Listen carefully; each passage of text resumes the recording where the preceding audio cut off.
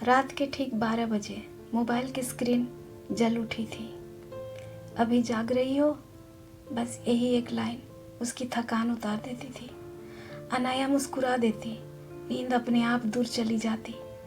वो दोनों कभी आमने सामने नहीं मिले थे, पर बातें ऐसी होती थी जैसे सालों से एक दूसरे को जानते हो। सोशल मीडिया से शुरू हुई ये दोस्ती कब आदत बन गई और कब सुकून, किसी को पता ही नहीं चला।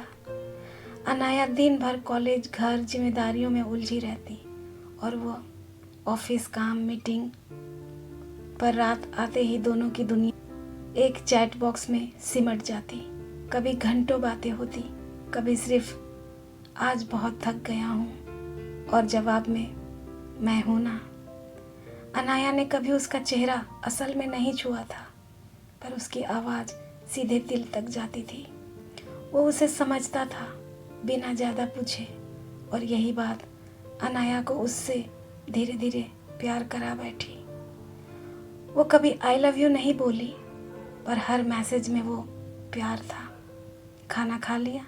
दवा ली? आज तुम उदास लग रहे हो। वो हंसकर कहता, तुम मेरी माँ हो क्या? अनाया मुस्कुरा देती, क्योंकि उसमें अधिकार नहीं, बस चिंता थी। वो सोचने लगी थी, अगर ये प्यार नहीं है तो फिर क्या है। फरवरी करीब आ रही थी। अनाया ने चुपचाप उसके लिए एक गिफ्ट खरीद लिया, एक छोटा सा वॉलेट, अंदर एक नोट। तुम्हें कभी सामने से ये देने का मौका मिले या नहीं, पर तुम मेरे दिल में हमेशा रहोगे। वो वैलेंटाइन के दिन उसे प्रपोज करने वाली थी, ऑनलाइन ही सही, पर दिल से। पर धीरे धीरे कुछ बदलने लगा। जो हर रात खुद मैसेज करता था, अब जवाब देने में घंटों लगने लगा। आज बहुत बिजी हूँ, बाद में बात करेंगे। बाद में जो कभी आता ही नहीं था। अनाया समझ नहीं पाई। उसने खुद को समझाया, शायद सच में काम होगा, शायद मैं ज़्यादा सोच रही हूँ, पर दिल सब समझ रहा था। अनाया बहुत कुछ पूछना चाहती थी। मैंने कुछ गलत किया क्या? तुम पहले जैसा क्यों नहीं रहे? अब मुझसे बात करने का मन नहीं करता क्या? पर हर बार उंगलियां रुक जाती, कहीं वो और दूर ना चला जाए। एक दिन अनाया ने हिम्मत की, जानबूझकर उससे झगड़ा की, छोटी सी बात पर। उसे यकीन था वो मनाने आएगा, कम से कम बात तो करेगा, पर वो नहीं आया। ना कॉल, ना मैसेज, ना सफाई। अनाया पूरी रात मोबाइल हाथ में लेकर बैठी रही। सुबह हो गई। इसके बाद सब कुछ धीरे धीरे खत्म होने लगा।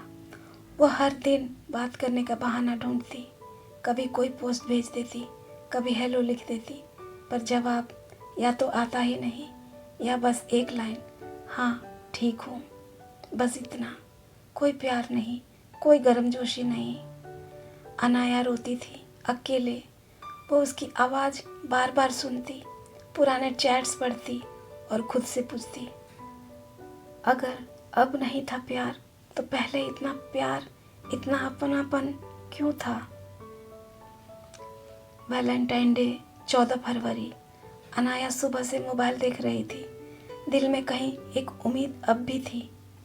वैलेंटाइन पर उसका कोई मैसेज, उसका कोई पोस्ट मिले।